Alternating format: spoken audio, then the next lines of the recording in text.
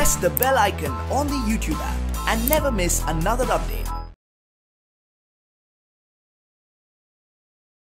Hello students, let's start our new lesson, that is fractions. See, ನಿಮಗೆ ಇದು ಒಂದು ಹೊಸ ವರ್ಡ್ ಆಗಿರ್ಬೋದು.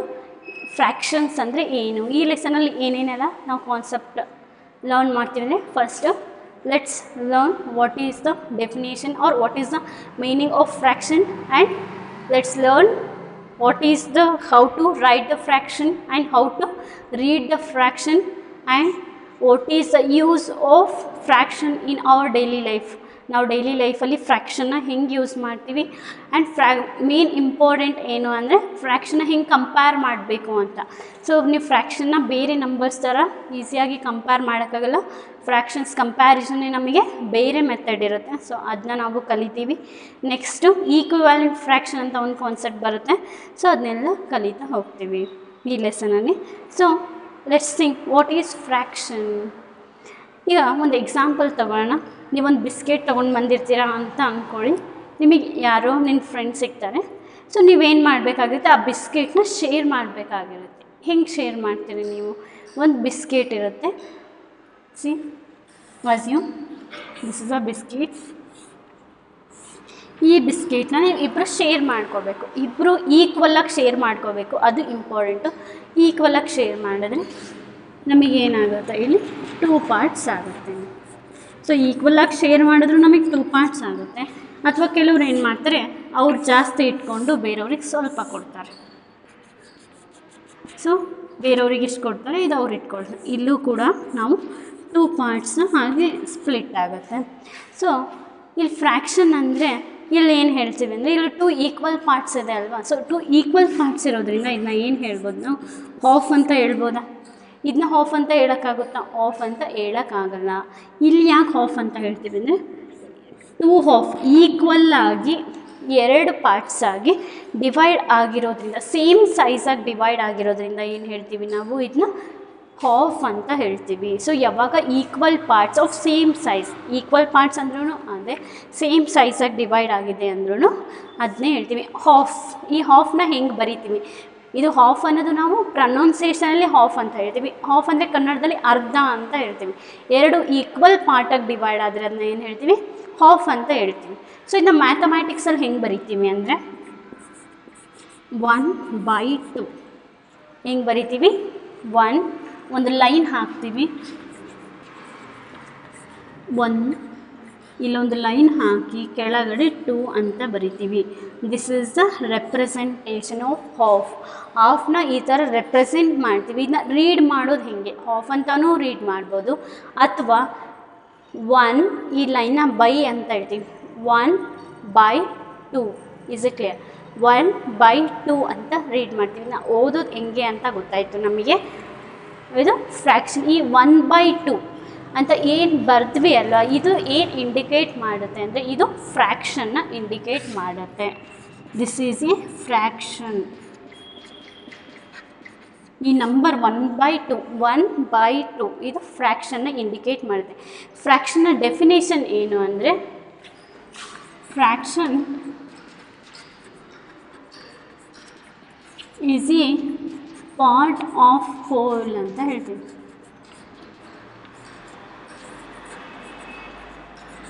Fraction is a part of whole. Whole ಅಂದರೆ ಏನು? ಹೋಲ್ ಅಂದರೆ ಒಂದು ಕಂಪ್ಲೀಟಾಗಿ ಏನಾದರೂ ಆಬ್ಜೆಕ್ಟ್ ಆಗಿರ್ಬೋದು, ಏನೇ ಒಂದು ವಸ್ತುನ ತೊಗೊಂಡ್ರೆ ಒಂದು ಕಂಪ್ಲೀಟ್ ಏನಿರುತ್ತೆ ಅದನ್ನ ಹೋಲ್, ಅಥವಾ ಒಂದು ಬುಕ್ ತೊಗೊಂಡ್ರೆ ಹೋಲ್ ಪಾರ್ಟ್ ಅಂತ ಹೇಳ್ತೀವಿ ನಾವು. ಹೋಲ್ ಅಂದರೆ ಒಂದು complete part.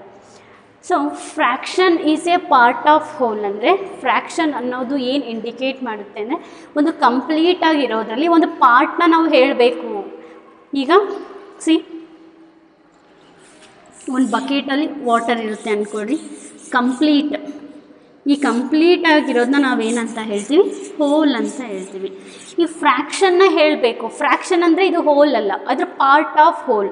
Half bucket water ಇದೆ, ಹಾಫ್ ಅಂತ ಏನು ಯೂಸ್ ಮಾಡಿದ್ವಲ್ಲ ಅದು ನಮಗೆ ಏನು ರೆಪ್ರೆಸೆಂಟ್ ಮಾಡುತ್ತೆ, ಫ್ರ್ಯಾಕ್ಷನ್. ಆ ಪಾರ್ಟ್ ಆಫ್ ಹೋಲ್, ಆ ಹೋಲ್ ಏನಿರುತ್ತೆ ಅದರಲ್ಲಿ ಒಂದಷ್ಟು ಪಾರ್ಟ್ನ ನಾವು ತೆಗಿಬೇಕಾಗಿರುತ್ತೆ ಅಥವಾ ಅಷ್ಟು ಪಾರ್ಟ್ ಬೇಕಾಗಿರುತ್ತೆ. ಅದನ್ನ ಹೇಳಬೇಕಾದ್ರೆ ನಾವು ಅಲ್ಲೆಲ್ಲ ಏನು ಯೂಸ್ ಮಾಡ್ತೀವಿ, ಫ್ರ್ಯಾಕ್ಷನ್ನ ಯೂಸ್ ಮಾಡ್ತೀವಿ. ಫಾರ್ ಎಕ್ಸಾಂಪಲ್, ನೀವೊಂದು ಶಾಪಿಗೆ ಹೋಗಿ ಏನಾದರೂ ಗ್ರಾಸರೀಸ್ ತರಬೇಕಾಗಿರುತ್ತೆ. ಆವಾಗ ಏನು ಹೇಳ್ತಾರೆ ನಿಮ್ಮ ಮನೇಲಿ, ಹಾಫ್ ಕೆ ಜಿ ಅಂತ ಹೇಳ್ತಾರೆ. ಹಾಫ್ ಅಂದರೆ ಏನು, 1 kgನಲ್ಲಿ ಅರ್ಧ ಅಂತ, ಹೌದಲ್ವಾ? ಸೊ ಆ ಕಂಪ್ಲೀಟಲ್ಲಿ ಹಾಫ್ ತೊಗೊಂಡು ಬಾ ಅಂತ ಹೇಳ್ತಾರೆ. ಸೊ ಡೈಲಿ ಲೈಫಲ್ಲಿ ಪ್ರತಿದಿನವೂ ನಾವು ನಿಮ್ಮ ಫ್ರೆಂಡ್ಸ್ ಜೊತೆ ಡಿಸ್ಕಸ್ ಮಾಡಬೇಕಾದ್ರೆ ಕೂಡ ನೀವು ಹಾಫ್ ಅನ್ನೋ ವರ್ಡ್ನ ಯೂಸ್ ಮಾಡಿರ್ತೀವಿ. ಆ ಹಾಫ್ ಆಗಿರ್ಬೋದು, ಬೇರೆ ಬೇರೆ ನಂಬರ್ಸ್ನ ಯೂಸ್ ಮಾಡ್ತೀವಿ, ಅದನ್ನ ಹೇಳ್ತಾ ಹೋಗ್ತೀನಿ. ಆ ಎಲ್ಲ ನಂಬರ್ಸ್ ಏನು ರೆಪ್ರೆಸೆಂಟ್ ಮಾಡುತ್ತೆ, ಫ್ರ್ಯಾಕ್ಷನ್ನ ರೆಪ್ರೆಸೆಂಟ್ ಮಾಡುತ್ತೆ.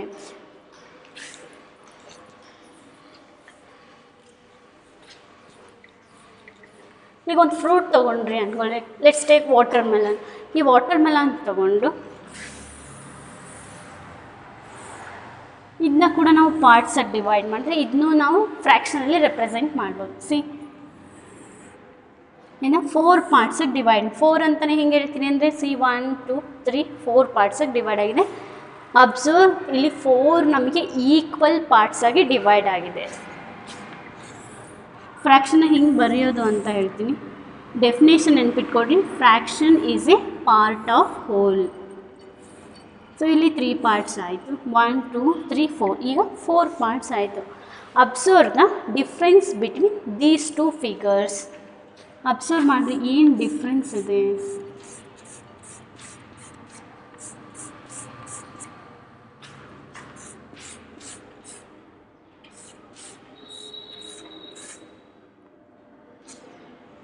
ಒಂದು ಥಿಂಗ್ ಅಬ್ಸರ್ವ್ ಮಾಡಿದರೆ, ಈಗ ಶೇಡ್ ಮಾಡಿದ್ರೆ ನಿಮಗೆ ಕನ್ಫ್ಯೂಸ್ ಆಗುತ್ತೆ.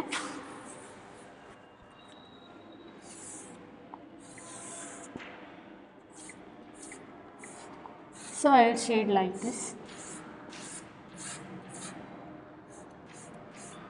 1 2 3 ಬಾರ್ಸ್ ಶೇಡ್ ಆಗಿದೆ.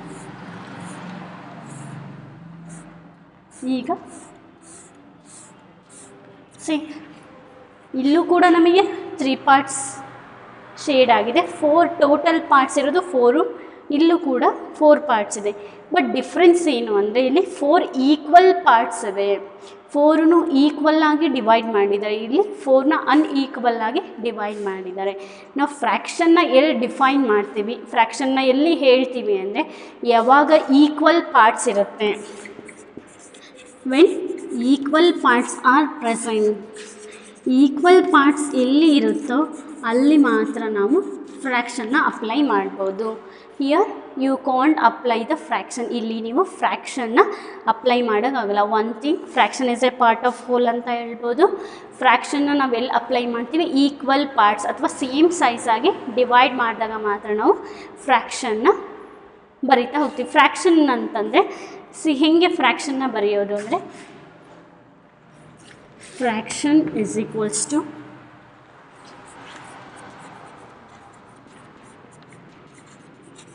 numerator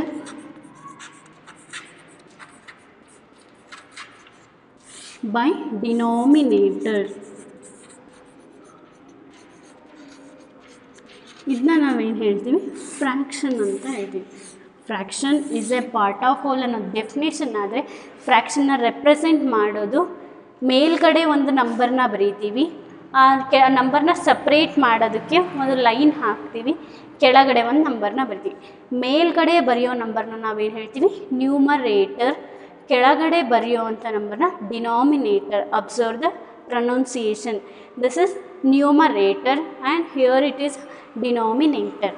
ಸೊ ಈಗ ಈ ಫಿಗರಿಗೆ ಫ್ರ್ಯಾಕ್ಷನ್ ಬರೆಯೋಕ್ಕಾಗಲ್ಲ ಅಂತ ಗೊತ್ತಾಯಿತು. ಫ್ರ್ಯಾಕ್ಷನ್ ಯಾವಾಗೂ ಈಕ್ವಲ್ ಪಾರ್ಟ್ಸ್ ಆಗಿ ಡಿವೈಡ್ ಆಗಿದ್ರೆ ಮಾತ್ರ ಫ್ರ್ಯಾಕ್ಷನ್ನ ಬರೀಬೋದು. ಸೊ ಈ ಫಿಗರಿಗೆ ಫ್ರ್ಯಾಕ್ಷನ್ ಬರೆಯೋಕ್ಕಾಗಲ್ಲ. ಸೊ ಇದನ್ನ ರಬ್ ಮಾಡೋಣ.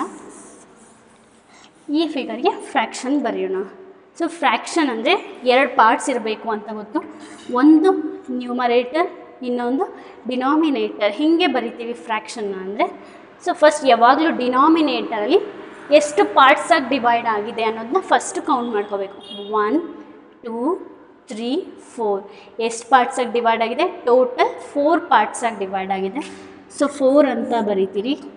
ಯಾವಾಗಲೂ ಶೇಡೆಡ್ ಪಾರ್ಟ್ನ ನ್ಯೂಮರೇಟರಲ್ಲಿ ಬರಿತೀವಿ. ಡಿನಾಮಿನೇಟರಲ್ಲಿ ಟೋಟಲ್ ಪಾರ್ಟ್ಸ್ 1 2 3 4 ಟೋಟಲ್ ಪಾರ್ಟ್ಸ್ನ ಡಿನಾಮಿನೇಟರಲ್ಲಿ ಬರೆದಿದ್ದೀವಿ. ನ್ಯೂಮರೇಟರಲ್ಲಿ ಶೇಡ್ ಅಂದರೆ ಈ ಥರ ಲೈನ್ ಹಾಕಿರ್ತೀವಲ್ಲ ಅದು 1 2 3 ಎಷ್ಟು ಪಾರ್ಟ್ಸ್ ಶೇಡ್ ಆಗಿದೆ ಅದನ್ನ ನಾವು ನ್ಯೂಮರೇಟರಲ್ಲಿ ಬರಿತೀವಿ. So fraction of this figure is 3/4. Clear ಆಯಿತಾ? ನಾವು ಫ್ರ್ಯಾಕ್ಷನ್ನ ಎಲ್ಲೆಲ್ಲ ಯೂಸ್ ಮಾಡ್ಬೋದು ಅಂದರೆ, ಫಸ್ಟು ಫ್ರ್ಯಾಕ್ಷನ್ನ ಅಂದರೆ definition, fraction is a part of whole. Fraction ಹೆಂಗೆ ಬರಿತೀವಿ? Fraction is equals to numerator divided by denominator. Numerator ಅಂದರೆ ಆ ಲೈನನ್ನು ಮೇಲ್ಗಡೆ ಬರೆಯೋ ನಂಬರ್ನ ನಾವೇನು ಹೇಳ್ತೀವಿ? ನ್ಯೂಮರೇಟರ್ ಅಂತ ಹೇಳ್ತೀವಿ. ಲೈನಿಂದ ಕೆಳಗಡೆ ಬರೆಯೋ ನಂಬರ್ನ ಡಿನಾಮಿನೇಟರ್ ಅಂತ ಹೇಳ್ತೀವಿ. ಸೊ ಒಂದೆರಡು ಫಿಗರ್ಸಿಗೆ ಫ್ರ್ಯಾಕ್ಷನ್ ಬರಿತಾ ಹೋಗೋಣ.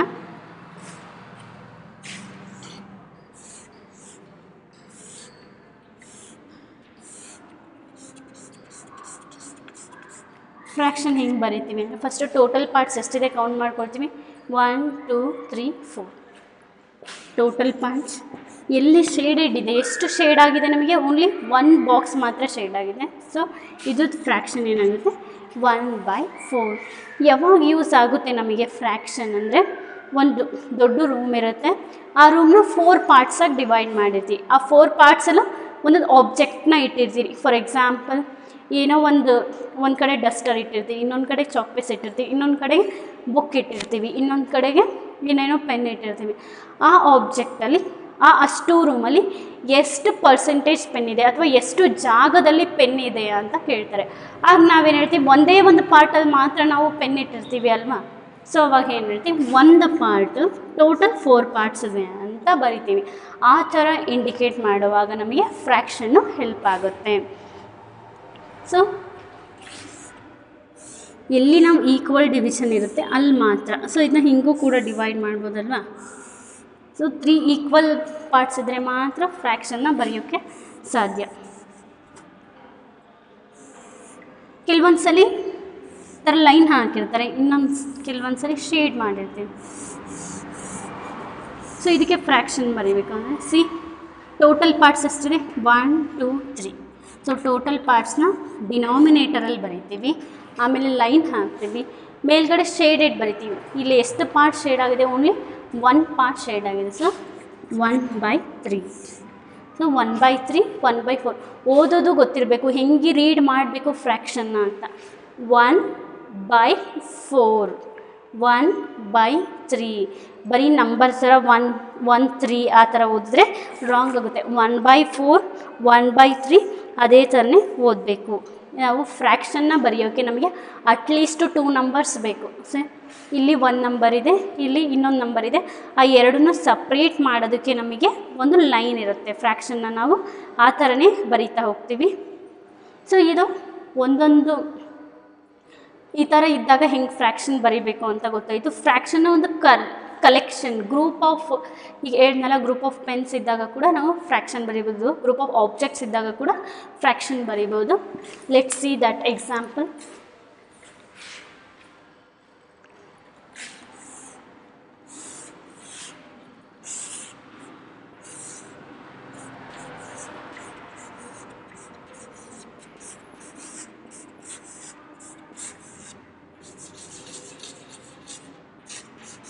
ನಾವು fraction is an part of whole ಅಂತ ಡೆಫಿನೇಷನ್ ನೋಡಿರೋದು.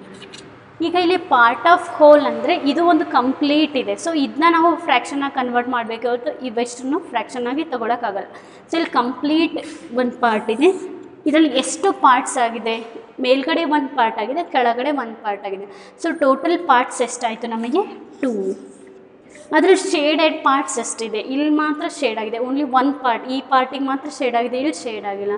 ಸೊ ಇದನ್ನ ಏನು ಹೇಳ್ಬೋದು? 1/2.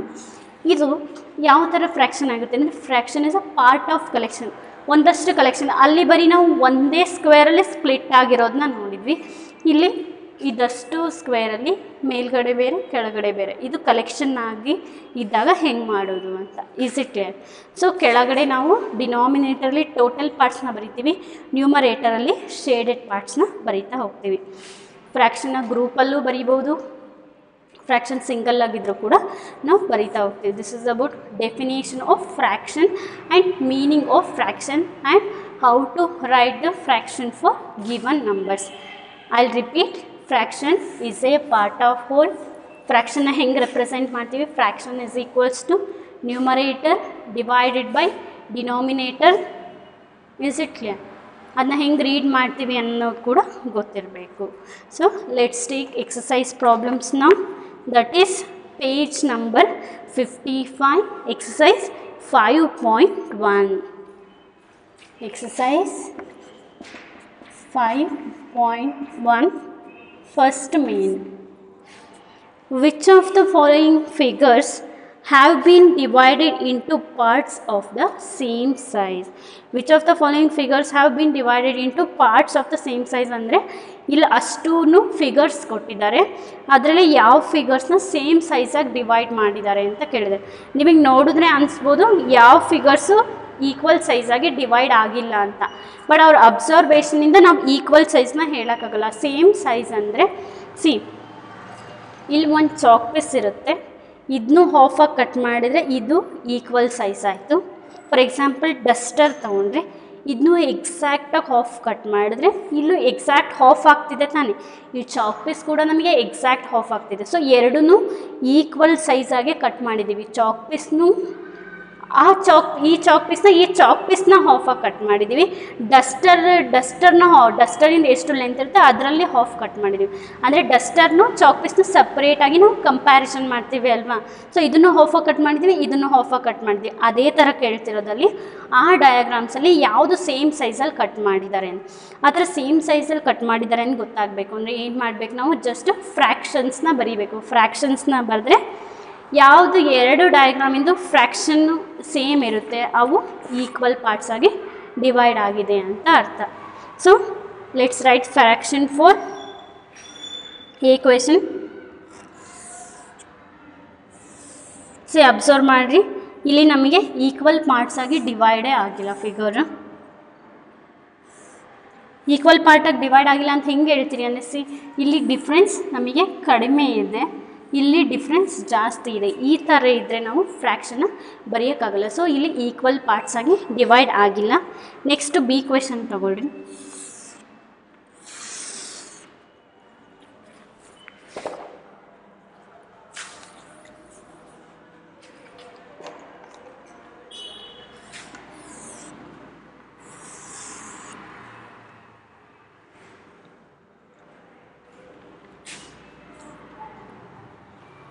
So let's write the given figure first.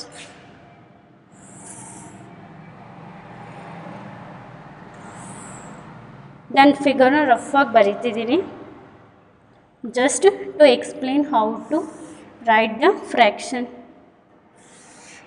ಇಲ್ಲಿ ಈಕ್ವಲ್ ಪಾರ್ಟ್ಸ್ ಆಗಿ ಡಿವೈಡ್ ಆಗಿದೆ. 1 ಶೇಡೆಡ್ ಪಾರ್ಟ್ಸ್ನ ಬರೀತಾ ಹೋಗಬೇಕು.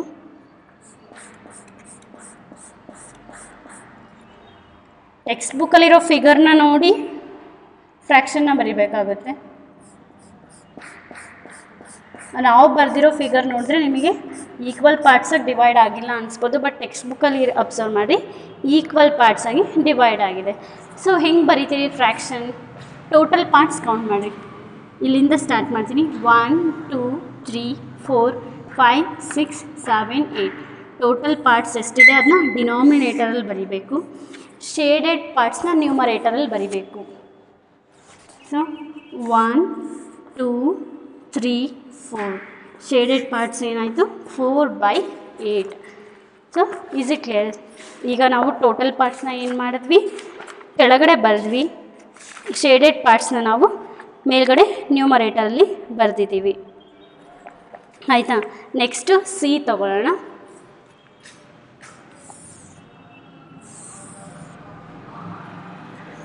ಇಲ್ಲೂ ಕೂಡ ನಮಗೆ ಈಕ್ವಲ್ ಪಾರ್ಟ್ಸ್ ಆಗಿ ಡಿವೈಡ್ ಆಗಿದೆ. ಈಕ್ವಲ್ ಪಾರ್ಟ್ಸ್ ಆಗಿ ಡಿವೈಡ್ ಆಗಿದ್ರೆ ಮಾತ್ರ ಫ್ರ್ಯಾಕ್ಷನ್ನ ಬರಿಬೋದು. ಸೊ ಈಗ ಎಷ್ಟು ಟೋಟಲ್ ಪಾರ್ಟ್ಸ್ ಎಷ್ಟಿದೆ ನಮಗೆ 2 ಪಾರ್ಟ್ಸ್ ಇದೆ. So here we will write it as 2. Shaded parts ಎಷ್ಟಿದೆ? ಓನ್ಲಿ 1. ಶೇಡೆಡ್ ಪಾರ್ಟ್ ಎಷ್ಟಿದೆ? 1 ಇದೆ. ನೆಕ್ಸ್ಟ್ ಈ ಸರ್ಕಲ್ನ ಅಬ್ಸರ್ವ್ ಮಾಡಿ, 2 ಸರ್ಕಲ್ ಇದೆ. ಸಿ ಇಲ್ಲಿ ಜಾಸ್ತಿ ಗ್ಯಾಪ್ ಇದೆ ನಮಗೆ, ಇಲ್ಲಿ ಕಡಿಮೆ ಗ್ಯಾಪ್ ಇದೆ. ಈಕ್ವಲ್ ಪಾರ್ಟ್ಸಾಗಿ ಡಿವೈಡೇ ಆಗಿಲ್ಲ. ಈಕ್ವಲ್ ಪಾರ್ಟ್ಸಾಗಿ ಡಿವೈಡ್ ಆಗಿಲ್ಲ ಅಂದರೆ ನಾವು ಫ್ರ್ಯಾಕ್ಷನ್ನ ಬರೆಯೋಕ್ಕಾಗಲ್ಲ. ಇಲ್ಲಿ ಸೇಮ್ ಸೈಜ್, ಇವೆರಡು ಸೇಮ್ ಸೈಜಾಗಿ ಡಿವೈಡ್ ಆಗಿದೆ ಅಂತ ಈಗ ಚೆಕ್ ಮಾಡಬೇಕು. ಸಿ ಇವೆರಡನ್ನೂ ಚೆಕ್ 4 ಮತ್ತು 8 ಇದನ್ನ ಸಿಂಪ್ಲಿಫೈ ಮಾಡಿದ್ರೆ ಮಾತ್ರ ನಮಗೆ ಈಕ್ವಲ್ ಸೈಜಾಗಿ ಡಿವೈಡ್ ಆಗಿದೆನೋ ಇಲ್ಲೋ ಗೊತ್ತಾಗುತ್ತೆ. ಈ ಸಿಂಪ್ಲಿಫಿಕೇಷನ್ ನಿಮಗೆ ಈಗ ಸ್ವಲ್ಪ ಕಷ್ಟ ಆಗ್ಬೋದು. ನೆಕ್ಸ್ಟು ಈಕ್ವಲೆಂಟ್ ಫ್ರ್ಯಾಕ್ಷನ್ ಬರೀತಾ ಹೋದಾಗ ಈಸಿ ಆಗ್ತಾ ಹೋಗುತ್ತೆ. ಈಗ ಇದನ್ನ ಹೆಂಗೆ ಸಿಂಪ್ಲಿಫೈ ಮಾಡೋದು ಅಂತ ಹೇಳ್ಕೊಡ್ತೀನಿ. 4 ಮತ್ತು 8 ಎರಡು ಒಂದೇ ಟೇಬಲಲ್ಲಿ ಬರುತ್ತೆ. ಯಾವ ಒಂದೇ ಟೇಬಲಲ್ಲಿ ಬರುತ್ತೆ ಅಬ್ಸರ್ವ್ ಮಾಡಿರಿ. 4 1s 4, 4 2s 8. 4 ಟೇಬಲಲ್ಲಿ ಬರುತ್ತೆ ಅಲ್ವಾ, ಎರಡೂ ಕೂಡ 4ಇಂದ ಡಿವೈಡ್ ಆಗುತ್ತೆ. 4 8s 4, 4 1s 4 ಆ್ಯಂಡ್ 4 2s 8. 4 ಟೇಬಲಲ್ಲಿ 8 ಬರುತ್ತೆ. ಅಲ್ಲಿ ರಿಪೀಟ್ 4 8s 4 ಅಂತ ನೀವು ಮನಸ್ಸಲ್ಲಿ ಹೇಳ್ಕೋಬೇಕು. ಅದಕ್ಕೆ 4 1s 4, 4 8s 8 ಬರುತ್ತೆ, 4 2s 8. ಸೊ ಇಲ್ಲಿ 1/2. ಈಗ ನಿಮಗೆ ಅರ್ಥ ಆಗಿಲ್ಲ ಅಂದರೆ ಈಕ್ವಲೆಂಟ್ ಫ್ರ್ಯಾಕ್ಷನ್ ಮಾಡಿದಾಗ ಅರ್ಥ ಆಗುತ್ತೆ. ಜಸ್ಟ್ ಇನ್ನು ಹೆಂಗೆ ಸಿಂಪ್ಲಿಫೈ ಮಾಡೋದು ನೋಡ್ಕೊಳ್ರಿ. 4 ಮತ್ತು 8 ಯಾವ ಟೇಬಲಲ್ಲಿ ಬರುತ್ತೆ ಅಂತ ನೋಡ್ಕೋಬೇಕು. 4ಅಲ್ಲಿ ಬರುತ್ತೆ. 4 1s 4, 4 2s 8. ಸಿ ಅಬ್ಸರ್ವ್ ಮಾಡಿರಿ. ಈಗ ಇಲ್ಲೂ 1/2 ಇದೆ, ಇಲ್ಲೂ 1/2 ಇದೆ. So A B C D ಎರಡೂ ಕಡೆಗೂ ನಮಗೆ ಈಕ್ವಲ್ ಫ್ರ್ಯಾಕ್ಷನ್ ಬಂದಿದೆ. ಇಲ್ಲೂ ಹಾಫ್ ಬರ್ತಾ ಇದೆ, ಇಲ್ಲೂ ಹಾಫ್ ಬರ್ತಾ ಇದೆ. ಹೌದಾ? 1/2 ಆ್ಯಂಡ್ 1/2. 1/2 ಅಂದರೆ ಎರಡಕ್ಕೂ ಕೂಡ ಸೇಮ್ ಫ್ರ್ಯಾಕ್ಷನ್ ಬರ್ತಿದೆ ಅಂದರೆ ಸೇಮ್ ಸೈಜಾಗಿ ಕಟ್ ಮಾಡಿದ್ದೀವಿ ಅಂತ ಅರ್ಥ. ಗೊತ್ತಾಯ್ತಾ? ಸೊ ಸೇಮ್ ಸೈಜ್ ಕೇಳಿದಾಗ ಏನು ಮಾಡಬೇಕು, ಫಸ್ಟು ಫ್ರ್ಯಾಕ್ಷನ್ ಬರ್ಕೊಂಡು ಅದು ಸಿಂಪ್ಲಿಫೈ ಆಗುತ್ತೆ ಅಂದರೆ ಮಾತ್ರ ಸಿಂಪ್ಲಿಫೈ ಮಾಡಬೇಕು. ಸೊ ಸಿಂಪ್ಲಿಫೈ ಮಾಡಿದಾಗ ಈಕ್ವಲ್ ಫ್ರ್ಯಾಕ್ಷನ್ ಬರ್ತಿದೆ. ಸೊ ಇವೆರಡನ್ನೂ ನಾವೇನಂತ ಹೇಳ್ಬೋದು, B and C are in the same size ಅಂತ ಹೇಳ್ಬೋದು. B and C are in the same size. So this is the answer for first question. First ಫ್ರ್ಯಾಕ್ಷನ್ನ ಬರ್ದು ಕಂಪೇರ್ ಮಾಡಬೇಕು. Is it clear? Thank you students. Let's solve remaining problems in the next class.